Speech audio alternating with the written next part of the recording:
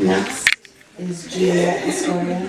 And Julia Escoria is the author of Black Clouds, which was published by Most Civil and Pennsylvania People. Oh, and there's a cat in there. It was named Best Book of 2014 by Days, The Fader, Salon, Volume 1, Brooklyn, and more. She was born in Australia, raised in California, earned an MFA in NYC, and currently lives in West Virginia.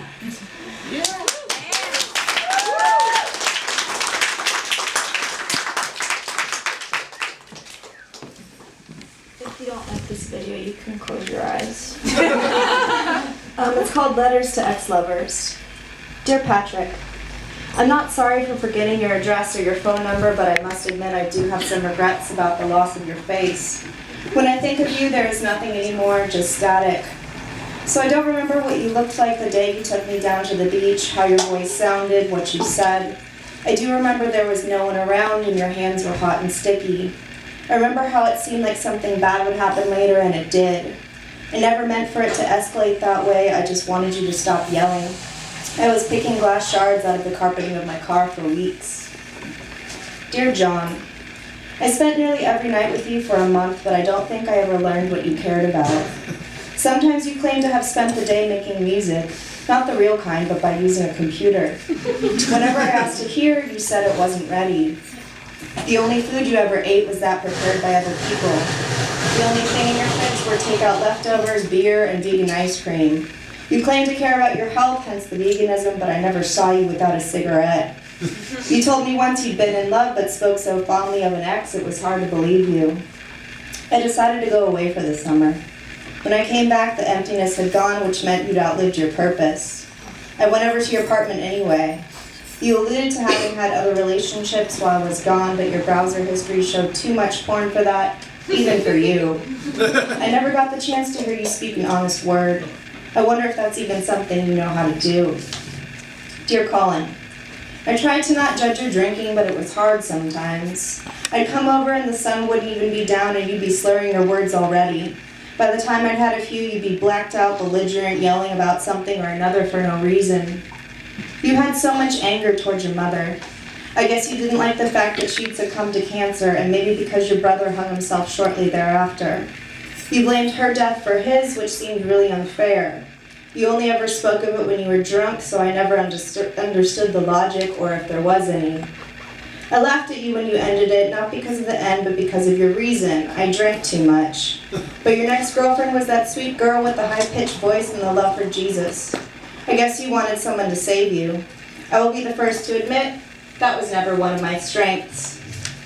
Dear Michael, you brought us home after the bar closed and offered to make us some cocktails.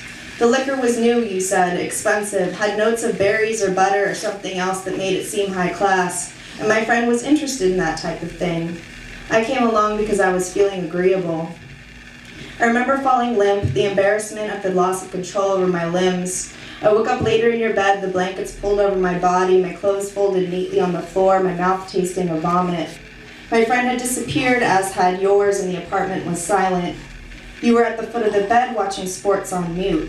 There were no lights on. I don't know what happened in that bed while I was under. Maybe nothing. I would have asked you, but I didn't know you well enough to phrase it in a way that didn't sound ugly. I did not feel violated then or the next day or even now. You never caused me pain. The only thing you gave me was a question. What happened during that time, in that space? And if you did something bad and I never knew about it, does the bad thing have no weight? Does it not matter? Dear Phil, I wore blue to court, a button-up shirt with ruffles down the front I had bought especially for the occasion. I heard somewhere that blue was the color of innocence. The public defender they assigned me was young and had greasy hair. She seemed sad. You were there with your mother, so I guess that meant you two were talking again. I didn't want things like that to go well for you. I wanted for your mother to hate you, to see you the way that I saw you. I wanted for you to hate yourself. I wanted for you to die. The restraining order passed, but I had no proof for the property damage and I had not photographed the bruises. They told me if you violated it, I should call the police, which left me unsure of the restraining order's purpose. But you left me alone from then on out, so I guess it worked. Sometimes now, a decade later, I still look at your Facebook. For a long time it appeared like you didn't have a job, and I hoped it was because I had ruined you, but it seems like you're doing better now. Your string of girlfriends has turned progressively less attractive, a fact I hold on to tightly because I need some tangible evidence that I won, that you lost, that I beat you. Dear Aaron, I did not want a relationship at that time, but then again I never do. You went to my party. I'd never seen you before, but no one had anything bad to say about you, so I let you stay over, and after a while you never really left. I would not let you fuck me. I had no good reason for this, I just didn't want to. I couldn't figure out why you stayed around, why you wanted to hold me, why you wanted to sleep in my bed, why I wanted you to. Sometimes the worst thing to be is alone. One day I came home from work and you were smoking meth on the couch. I didn't get mad. Instead I joined you. We were up for several days. At the end we had sex and it went poorly, so I locked you out of the apartment when you went for a cigarette. You mistook my neighbor's door for mine and banged on it for over an hour. The police were called. I never saw you again. I felt like I should care about any of it, but I didn't have any thoughts on the matter either way.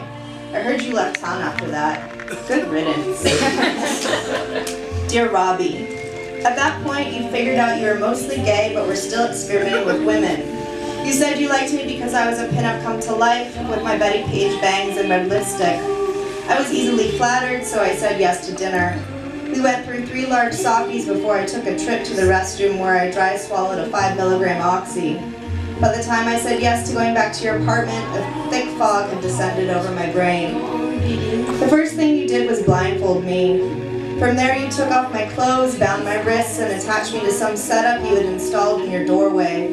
The objects you hit me with and the objects you inserted into my body made me feel like an object myself, something free of a voice and free of thoughts. I assumed that, as a man with an amateur dungeon and that many sex toys, when you inserted yourself you'd include a condom. Later I figured out this wasn't the case. By that point I couldn't get mad because I hadn't asked. When you were done with me, I went onto your patio without speaking to you or dressing first and smoked a cigarette. You lived on a hill. From your balcony I saw lights and then lights, a band of darkness, and then miles away, the constellation that made up Tijuana. I thought about the people who might be in that band of darkness so late at night, trying to cross undetected from one side to another.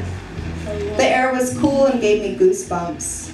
I blew out smoke and everything inside me was empty and still, as though you'd beaten out the dust.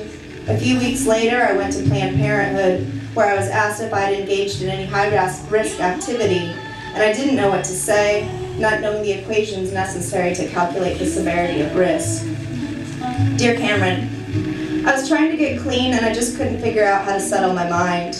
I'd forgotten a set of house keys at your apartment the week before while blacked out, and it occurred to me that you might do the trick when I went to retrieve them. I was wrong. Being naked with you, dead sober, just made every thought ring louder, an inescapable roar coming from the failure of our limbs to find some sort of meaning in the hallway light. I left when you went to use the bathroom because I didn't know how to say goodbye. The next time I saw you, something had gone wrong. You weren't making sense and didn't have a home and were missing at least 3 of your teeth. I know from experience that it's difficult to distinguish the consequences of mental illness from those of drugs, so I don't know if it was meth or crack or something less preventable, maybe schizophrenia. By then I'd completed another degree and had 9 cavities filled. We are told that that kind of sickness isn't contagious, but I couldn't get out of my head that I'd infected you. Thank you.